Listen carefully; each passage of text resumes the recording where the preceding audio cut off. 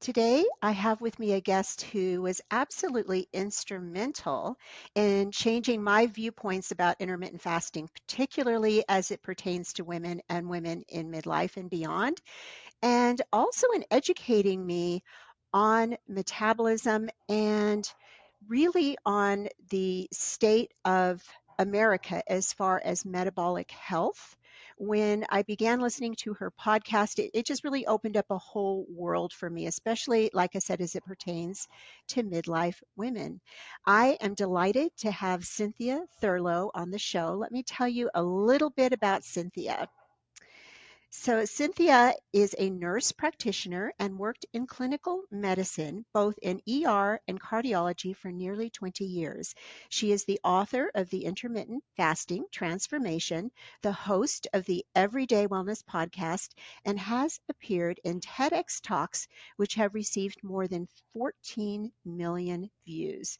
You may have seen Cynthia on ABC, Fox, KTLA, CW, Medium Entrepreneur, and the Megyn Kelly Show. And she also has a program to certify coaches in the IA 45 method. That's really where I got to know Cynthia. I went through her program a couple of years ago and got certified as an IA 45 coach. And I'm absolutely delighted to have my mentor on. Cynthia, welcome to the show. Well, thank you for that wonderful and warm welcome. It's a pleasure to be here. I want to dive into metabolic health, metabolism, intermittent fasting, but first, I always like to get into the background story. How did you go from working in cardiology and ER and do this big shift in your career and how you work with women?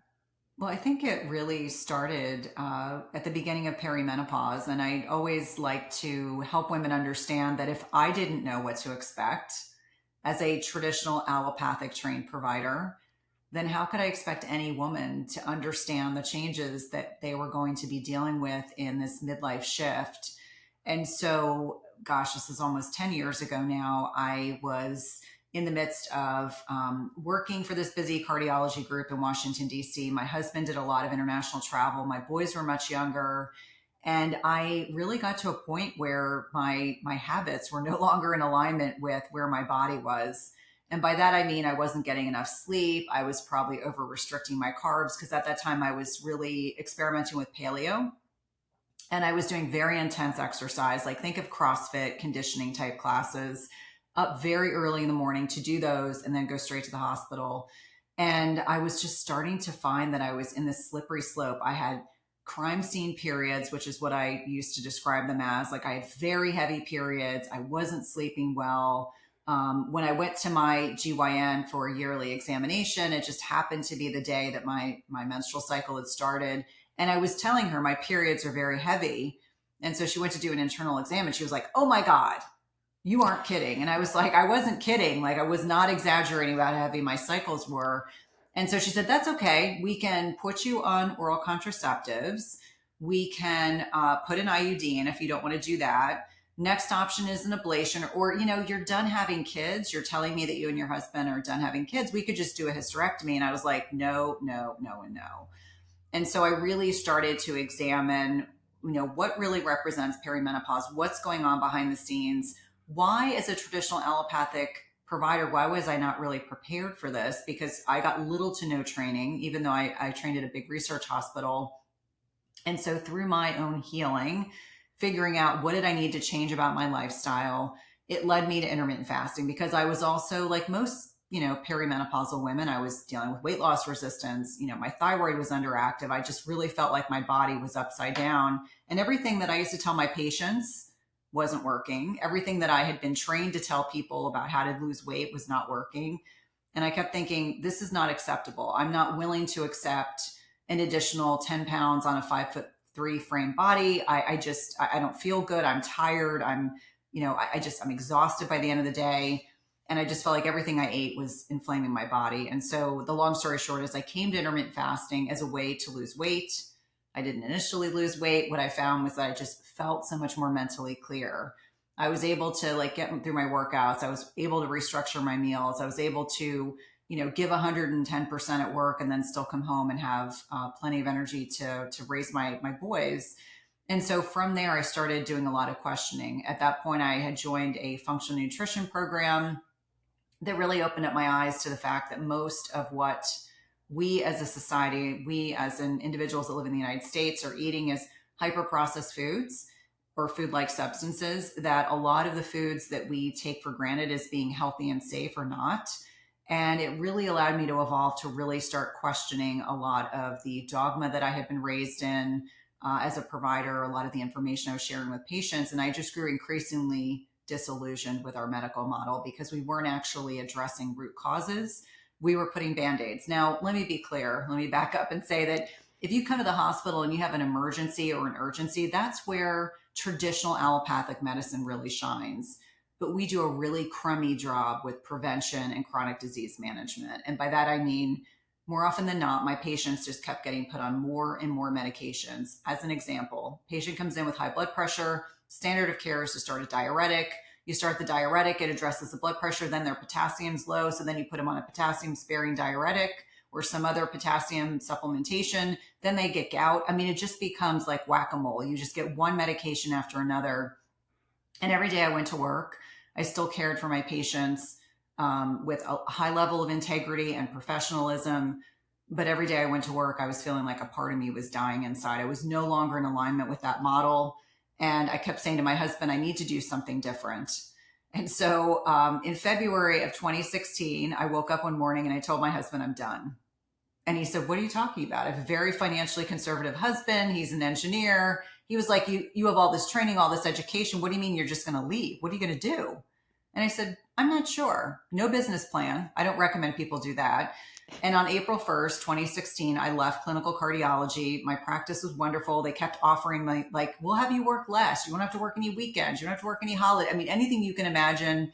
They really didn't want me to leave. And I said, I'm just no longer intellectually growing. It's not the right place for me to be. I need to do something different. And so that then started this journey of evolving a practice into serving women of a certain age. I just felt like there are so many women, and there's never any coincidences.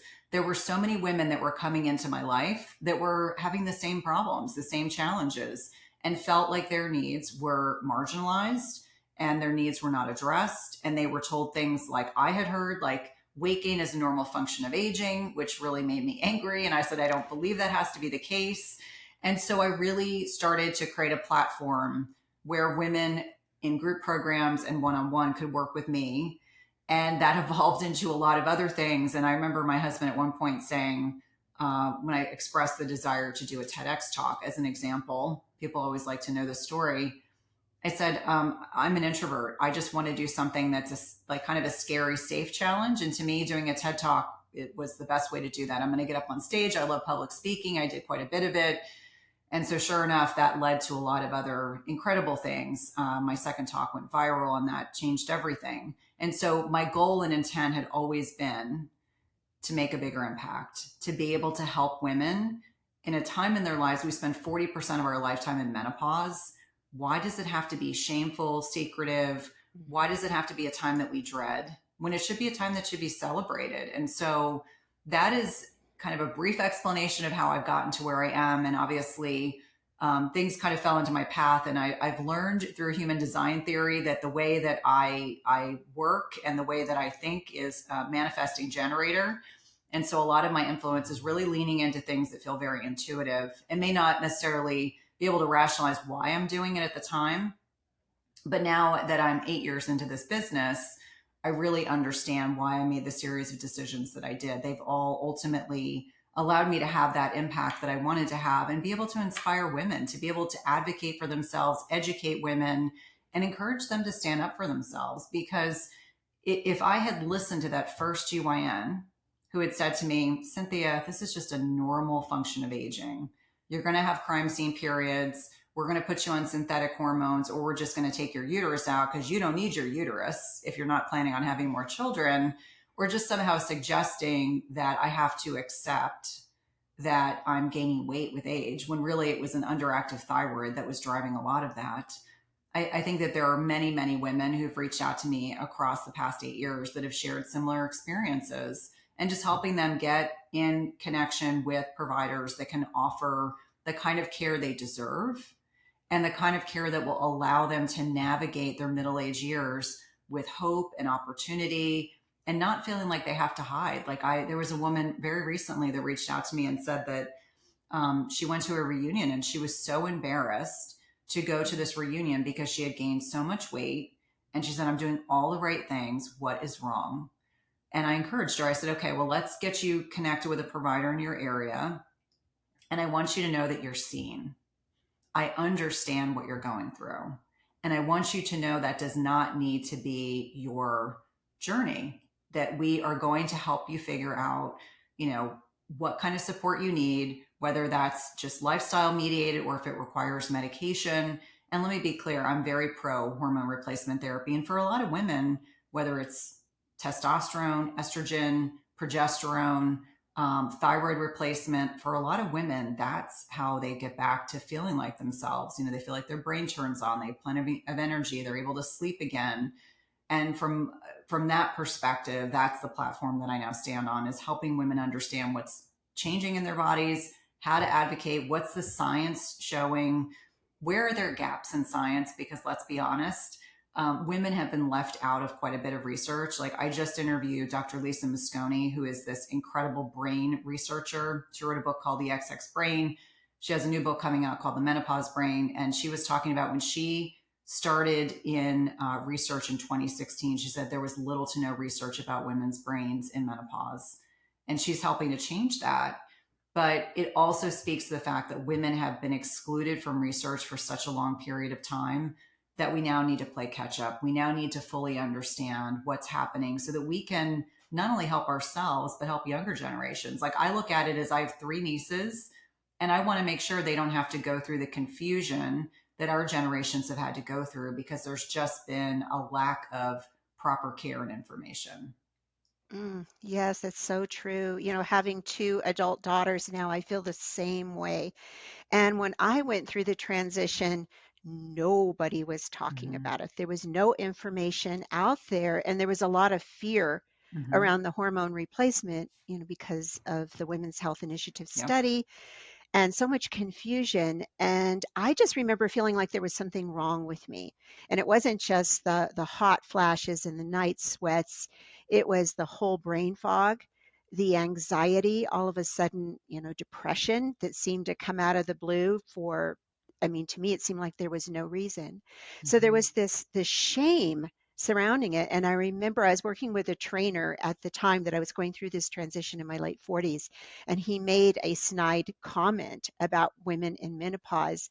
And I went home and cried because I was Mm-hmm. so embarrassed. And I love seeing the open conversations that are happening, that are beginning to happen, and women really, asking for better care. And really, they should be demanding better care. So I really, I know it took a lot of courage on your part to suddenly shift from what you had known to something entirely different.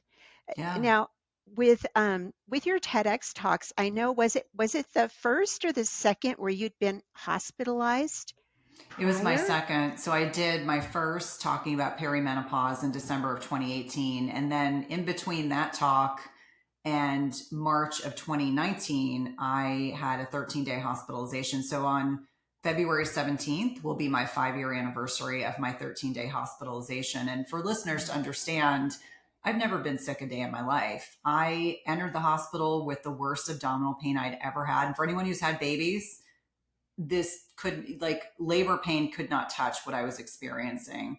And so it started a 13-day hospitalization with a slew of complications. And the joke within the healthcare community is, because you're a healthcare provider, that's why you had all these complications, one after another. But I was very, very sick. And so when I went home, I'd lost 15 pounds.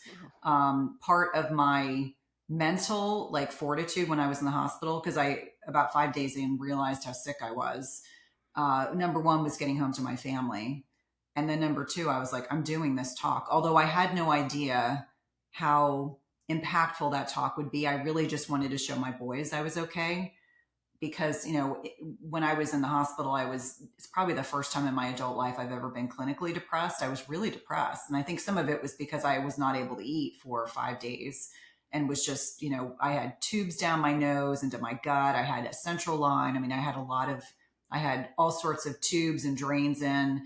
And I just remember very distinctly having this opportunity of clarity, allowing me to understand, if I'm going to pull through this, I'm not playing small. And so when I went home, I told the TEDx organizers, because I had missed all these deadlines, I said, I really need to do this talk. And they said, that's fine, as long as your surgeon doesn't think that it's going to compromise your recovery. So 27 days after I left the hospital, I did that talk.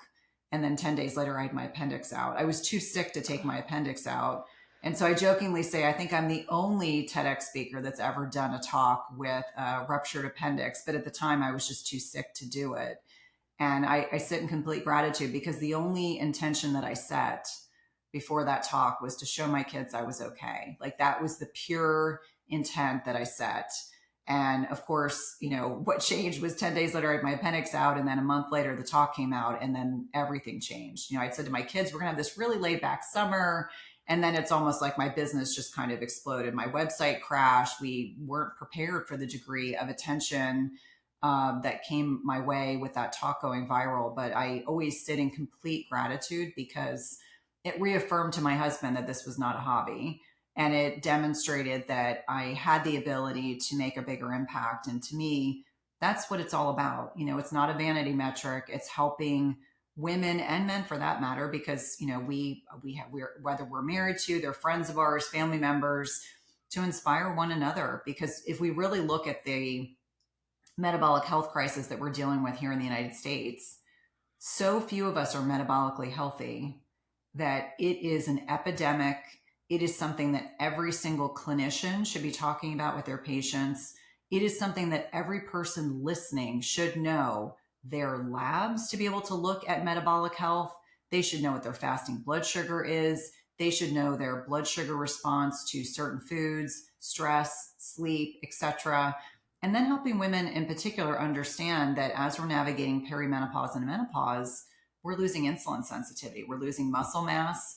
And if you aren't doing things to counteract the changes that are happening normally and physiologically, you are going to sail into menopause and be terribly potentially unhealthy. And that's what I want people to grow awareness around, and to be accustomed to the fact that we have to live a little differently. And this is not a negative reframe. This is a positive reframe. It's like, what are the things I need to prioritize in my life?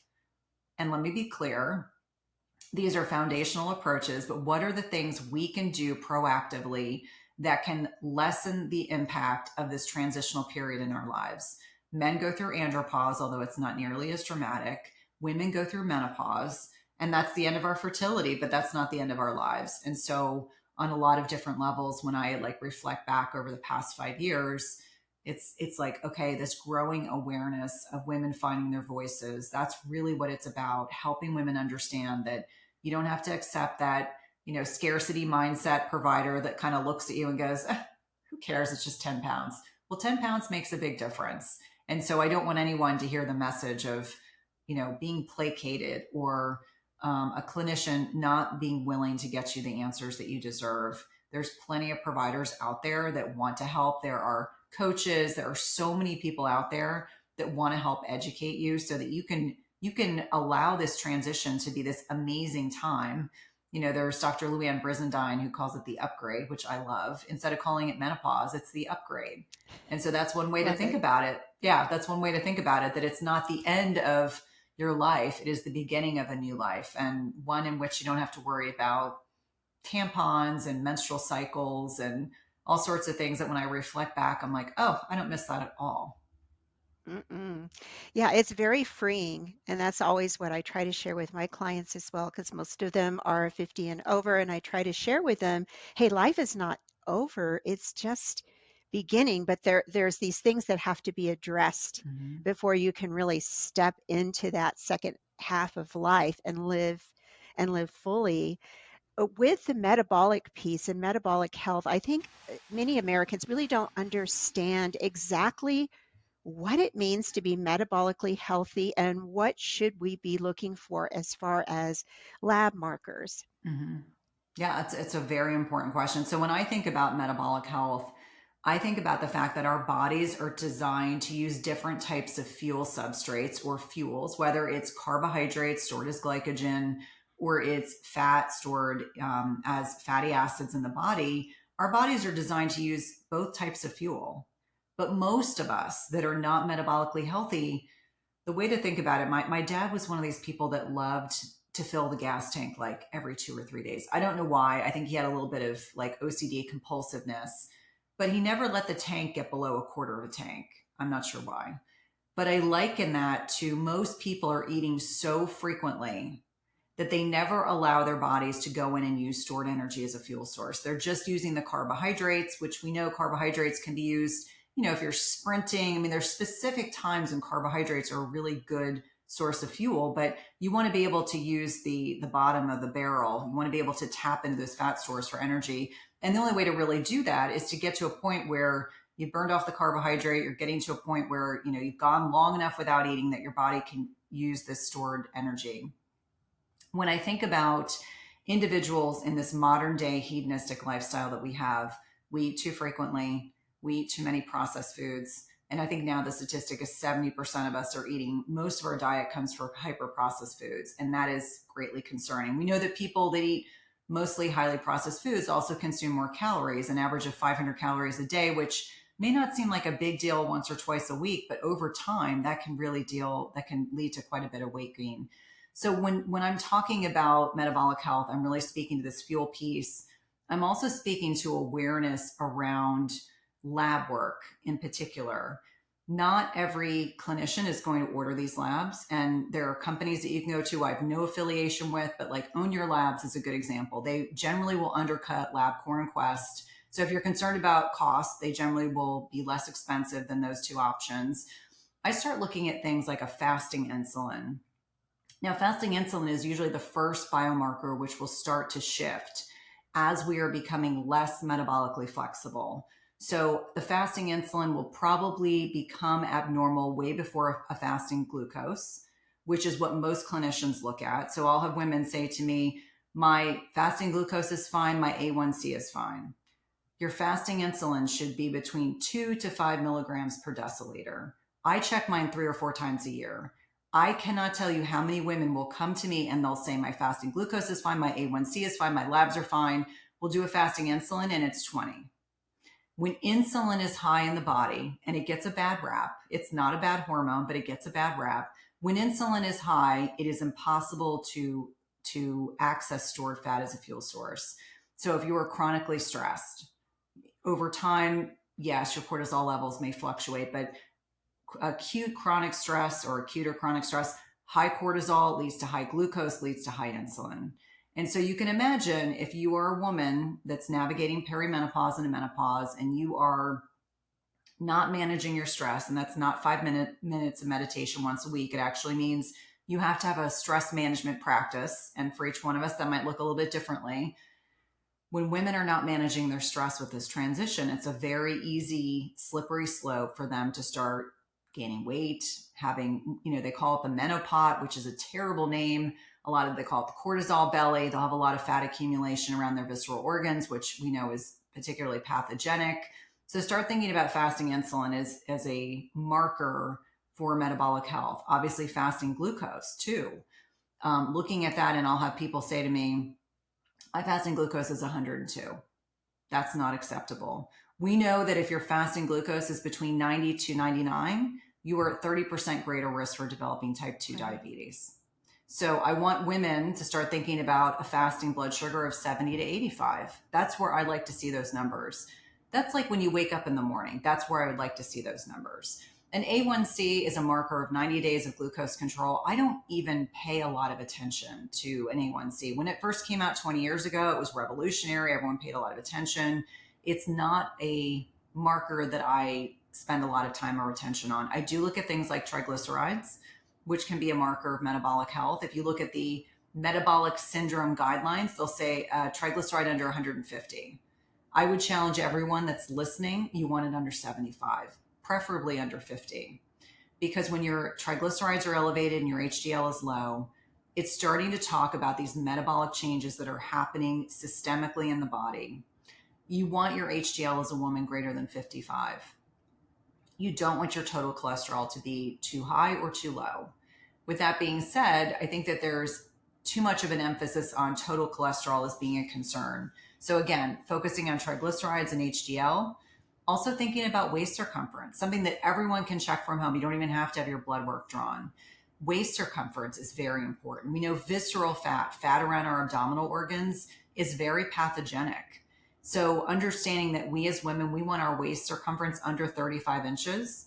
And for men, they have a little bit more flexibility because they're men. They can have it under 45 inches. But I would argue, if your waist is starting to creep into the low 30s, it's a time to be figuring out why that's happening.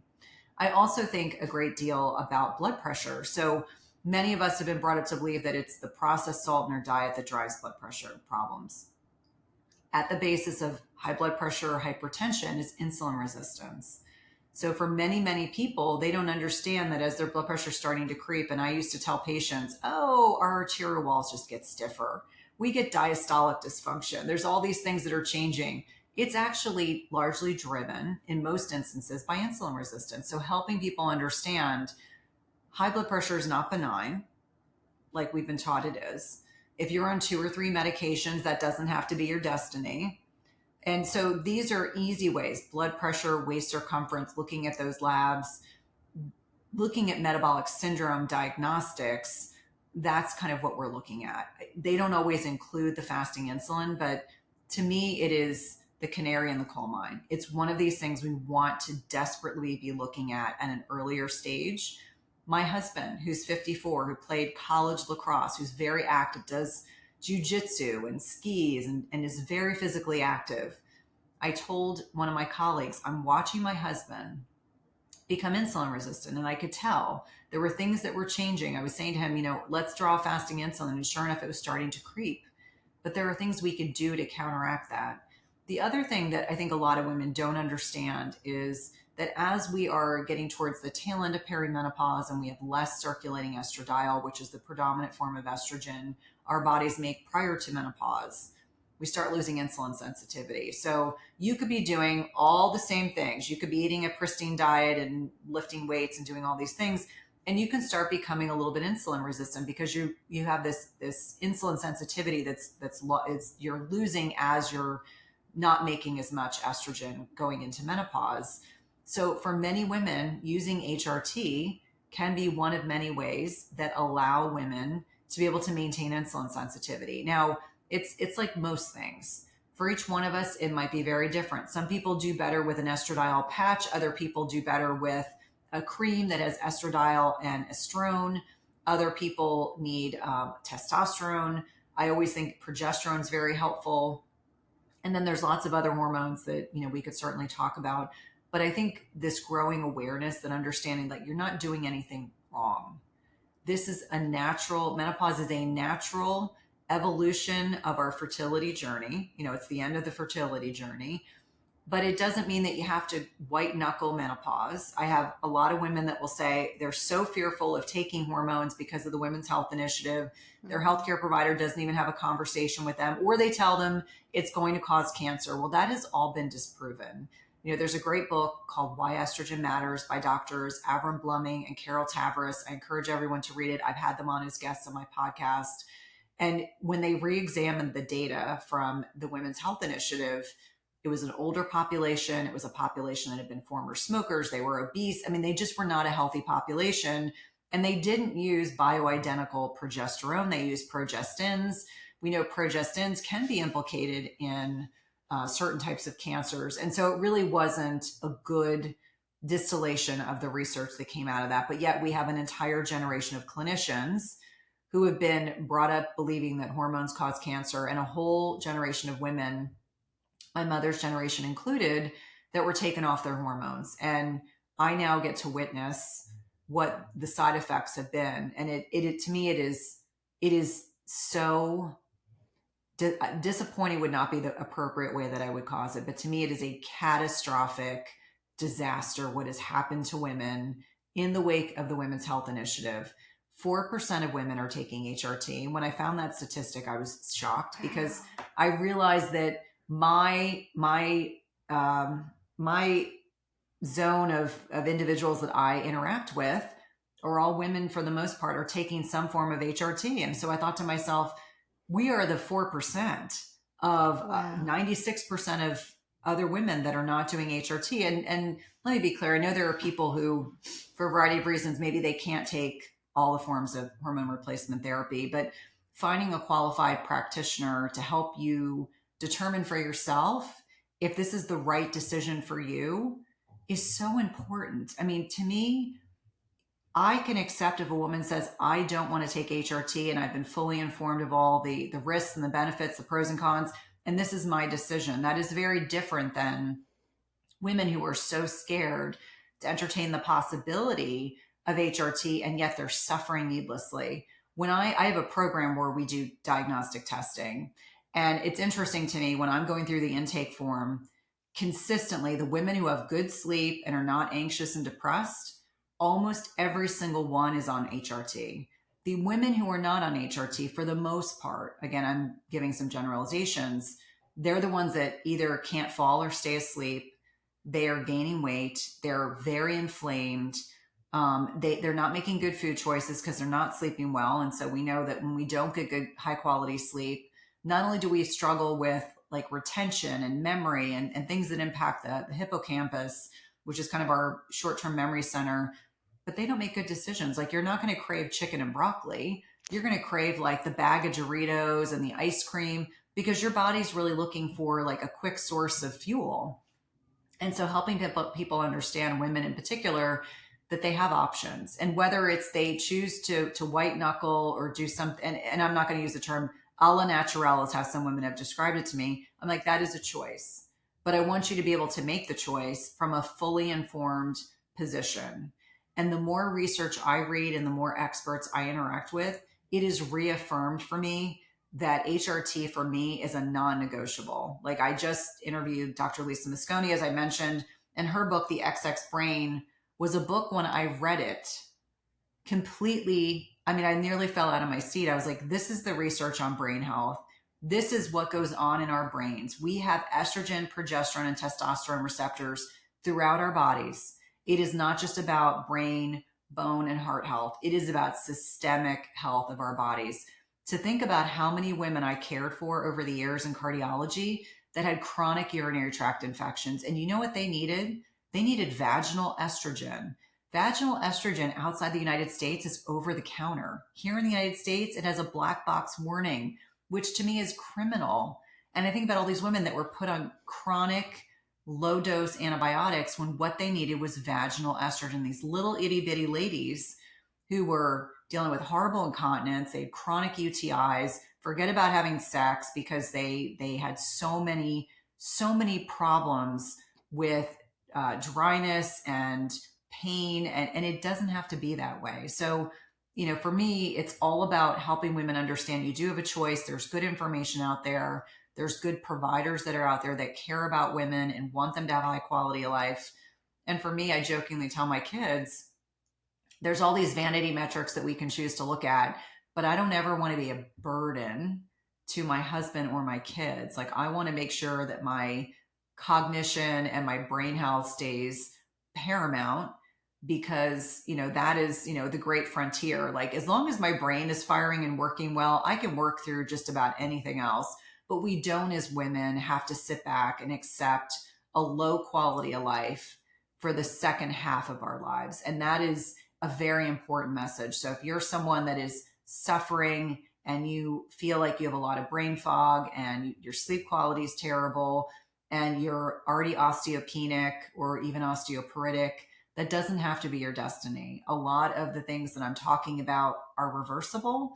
And there are clinicians out there that want to help you and want to work with you and want to make sure that your wants, needs, and desires are honored. So good. It was a game changer for me. And I was very fortunate to find my nurse practitioner and someone here in Albuquerque, because at the time we really didn't have anyone doing the hormone replacement therapy. and she came recommended to me. I was actually in bodybuilding at the time, going through a show, and all of a sudden I wasn't putting on any muscle no matter how hard I worked, and then the body fat wouldn't go down no matter how hard I worked. And so my coach at the time said, "Go to this woman, here in Albuquerque. She's a pro with the hormones." I was so scared. I went in thinking, oh, no way, no way I'll go on hormone replacement therapy. But honestly, I was so desperate by the time I went in. I was sleeping like 2 hours a night. I would throw open the window in the middle of the winter because of the night sweats and the hot flashes. Best thing I ever did was to trust her. She's still my practitioner to this day, and trust her and do the hormone replacement therapy. It changed everything for me. And I didn't even realize the extent of what it was doing for my bones, my brain, my heart. I just knew, okay, all of a sudden I could put on some muscle, I could get a better body composition, and it just it real and I intend to stay on the rest of my life. Like no one's pulling me off of bioidenticals unless I have to for some reason. It's made that much of a difference. Oh, Now, that's amazing. it really I always say she's my hero because I was in such a bad place and suffering. You use the word suffering, Mm-hmm. and I was suffering in the UTIs. That was me, Mm-hmm. one right after the other, on antibiotics, just Yep. round after round, and you get caught in this kind of circular loop or pattern that you can't get out of. But now I get a lot of questions. I'm sure you get these too, where a woman will want to know, should I start with hormone replacement therapy? I'm right in that window. Or should I change my lifestyle habits? Or should I do both at the same time? What are your Yeah. thoughts on this? Well, so I would argue that it's yes to everything, but I like to make sure that we're working on the lifestyle first. Because if you're not pooping every day and you're not sleeping, we want to make sure that we have our gut health optimized so that when we're adding in these hormones, we can properly break down our estrogen and excrete it, not recirculate it. So I look at lifestyle as, the lifestyle, the stress management, the sleep quality, making sure you're lifting weights, making sure that you are eating an anti-inflammatory diet. Those four things alone, and then layering in the hormone replacement therapy is very, very important. I think when people try to do too many things at once, that's where they can get in a bit of trouble. And I've had quite a few women who've come to me because they got right out of the gate, they were put on HRT and then they gained 15 pounds. Then they're more Mhm. upset because they've already gained some weight. Now they've gained more weight. I'm like, okay, this is why we kind of back up and start with the sleep, the stress management, the proper types of exercise, stop doing chronic HIIT. And HIIT is not an hour. HIIT is 12 minutes, 10 minutes, 8 minutes. I just want to throw that in there because I have women say, I do Orange Theory Fitness 5 days a week or 6 days a week. I'm like, ugh. And it's not that Orange Theory Fitness, sorry to pick on you. I think it has a place, but I think a lot of women, if a little bit of hormesis works, then they want to just continue to add more stressors to it. And for many women, they eat too frequently. So it's not just the inflammatory foods they're eating, it's the meal frequency. So getting people dialed in on those things first and then layering in the HRT. And it could be, maybe they delay it by 6 to 8 weeks. Progesterone, as an example, can help with sleep almost instantly. But if you are taking progesterone and you're getting into bed at 2 o'clock in the morning and you're only sleeping 5 hours a night and you're chronically stressed out and you're not getting good quality sleep, well, progesterone is only going to help so much. So I think the lifestyle stuff is stuff that we want to be sustainable. We want it to be lifelong. Unfortunately, in our kind of toxic diet culture, far too many of us think that we can get away with this mentality of, oh, I just need to do this for the short term. No, I want to teach you sustainable strategies for the long term. Because when we talk about lifestyle measures, it is a lifelong practice. It is not a quick fix. It is designed to be challenging up front. But once you start feeling better, it helps reinforce the habit. So let me give you an example. I eliminated gluten from my diet 12 years ago, and I put two autoimmune conditions in remission just from eliminating gluten. Then 5 years later, I had to eliminate dairy because dairy for me just does not like me. And that was hard. It was much harder than gluten. But for me, it's like, why did I eliminate these foods? And for me, it just reinforces like two autoimmune conditions in remission with that. The dairy piece, it was so inflammatory in my body that I had this extra 5 pounds I just could not get rid of. I call it the 5 pound dairy. When I eliminated dairy, and I wasn't even eating dairy all that often, it instantly went away. And so for me, it just reaffirmed like clearly in my body, maybe not everyone that's watching or listening, in my body, dairy does not agree with me. And I'm in a completely happy place with that.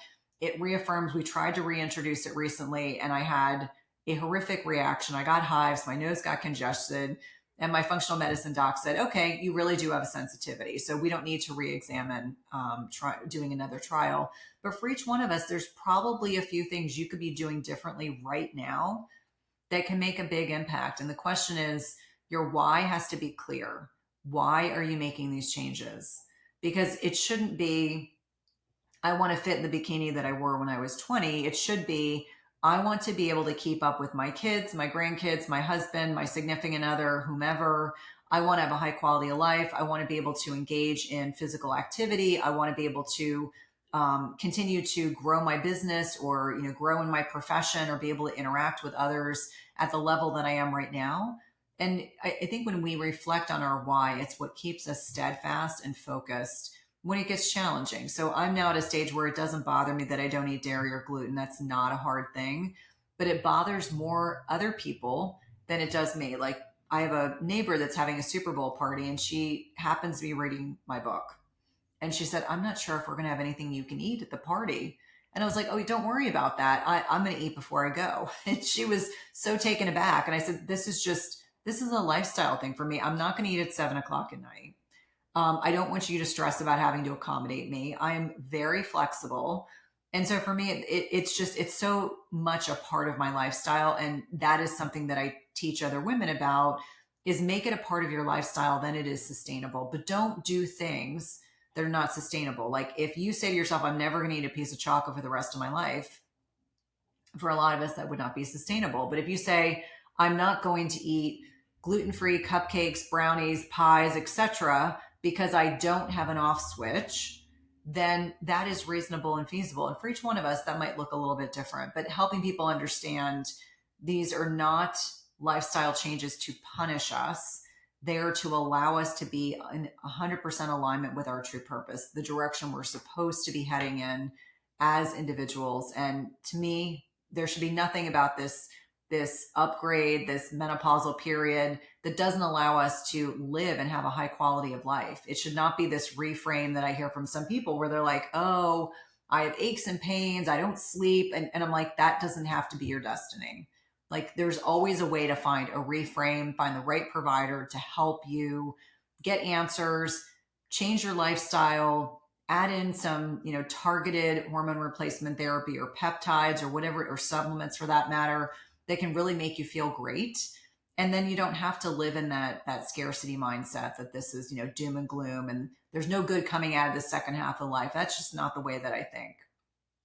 I think sustainability, you hit on it, is so important because I see women and they'll come to me after they've done all of these other diets that weren't sustainable or exercise programs that aren't sustainable, and the emphasis only on calories and not on the quality of the food. I see that a lot. But having doing something that, yes, I can do this the rest of my life. For me, I had to totally give up sugar Mm-hmm. completely and totally because it was such a trigger for me.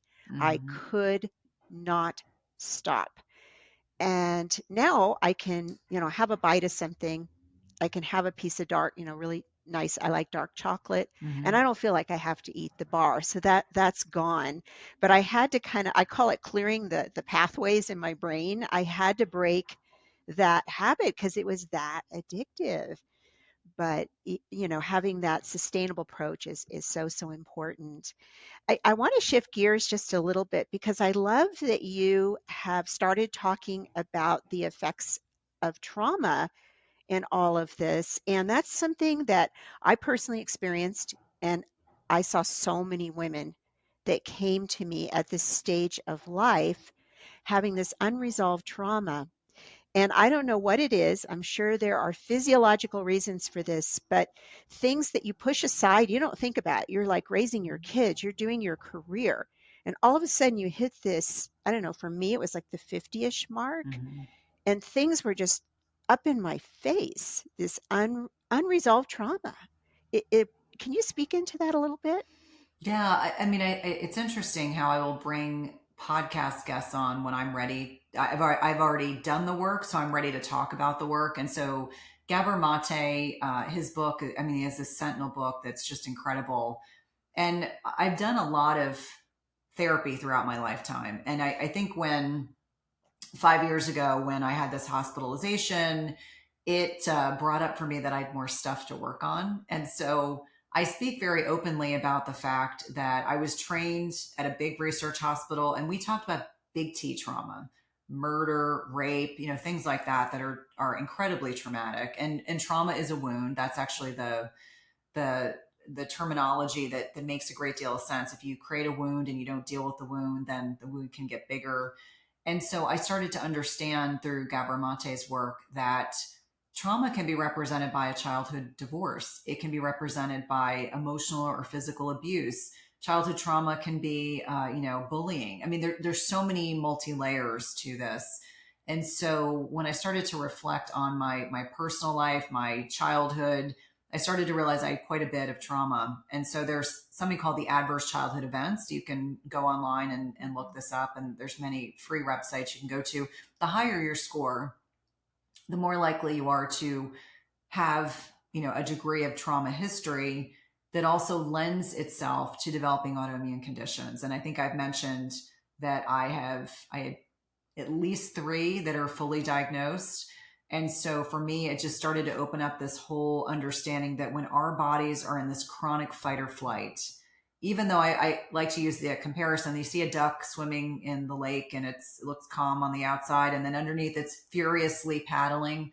Well, that's how many of us live our lives. We look calm on the outside, and then internally our body is in this provoked fight or flight response habitually. And so that's the high cortisol. Remember, we've talked about how cortisol is not a bad hormone, gets a bad rap, but over time, chronic cortisol spikes can lead to things like leaky gut. They can lead to changes in our immune function. It can lead to degradation of hormone production. I mean, there's just a lot of things that can happen. And so through my self discovery, which, as I mentioned, I've done a lot of therapy in my lifetime, I started to realize, okay, well, my hospitalization brought up some things I had to deal with in my childhood. And part of that work has involved creating boundaries. For many of us, it is understanding that as a child, you don't have a lot of control over what's happening in your personal life, but you can set up healthy, strong boundaries with family members. And I always say, like, I got the very best of my parents and then some. And so my parents did the best, like most of our parents, the best that they could do based on. But if your parents underwent trauma, and then they kind of bring it into their parenting, and they bring it into their lives, and so you're exposed to these things. And there's theories on intergenerational trauma. Whether you look at research on individuals that they had family members that made it through the Holocaust, and how that has impacted the trajectory of their own lives. And so understanding that my grandparents' trauma impacted my parents, impacted me. So it's like all these indirect things until you are ready to shift and pivot. And for me, it has been a tremendous amount of work to make sure that my kids have grown up very differently than I did. I married a wonderful man who has provided a very safe environment, but a lot of people who have a lot of trauma attract exactly what they grew up in. Mhm. I certainly had many relationships that I will just leave it and say that I was recreating the same environments that I grew up in, thriving on drama, thriving on instability, thriving on emotional or physical abuse. And so when I met my husband, it was probably the very first time that I felt completely safe. And so it allowed me to be the person that I am today. And so for everyone that's listening, there's always opportunities to be able to course correct. It probably involves doing therapy, whether it's cognitive behavioral therapy, whether or not it is finding a meditation practice. But for me, it's all about calming that autonomic nervous system, getting me out of fight or flight, getting me into the parasympathetic. I'm actually looking at Gabor Mate's book in my, The Myth of Normal is his book, which is an excellent resource. And his work is really so impactful. I mean, there's other works on trauma, The Body Keeps Score, Hmm. I think a great deal about even Gabby Bernstein, her last book was focused on a trauma history. And so I think as more people are talking about it, there's greater realization that most of us have had some exposure to these things. It's just, did it create a wound? And to your point, for a lot of us that are high functioning, I was very achievement oriented. I was the good kid. I was the kid that, went to the great college, had the great job, was very successful, married someone that's successful. And a lot of that came out of feeling like I had to prove myself, over and over and over again. If I was the good kid, then I didn't have to deal with my parents' anger. And so I am a reformed people pleaser. So most of my lifetime was spent, I'm conflict avoidant, making sure that everyone else was okay, because that was how I learned to deal with the environment that I grew up in. But now, I mean, the wonderful thing about being 52 years old is that I am able to acknowledge the things that I grew up around, but also find the healthy way to circumvent triggers and feelings that sometimes come up. Like my kids, I speak very openly about things that I grew up with. My kids are stunned, but I said, that's my normal. That doesn't have to be your normal. That's why your dad and I have invested in ourselves and making sure that we show up as the best versions of ourselves, so that you grew up totally differently. Like when I look at my 18-year-old who's going off to college in a couple of months, which is hard to believe, or even my 16-year-old, it reaffirms for me that we can break intergenerational trauma. Just because you grew up in trauma doesn't mean that your kids or your family has to grow up in traumatic circumstances. And I think it's helpful for people to understand that, there are lots of successful people out there that just continue to bury their feelings and they don't deal with their stuff. It will show up. It will show Hmm. up. I'm convinced it's almost like you're trying to avoid vomiting. Eventually, you're going to vomit. Eventually, it is going to come out.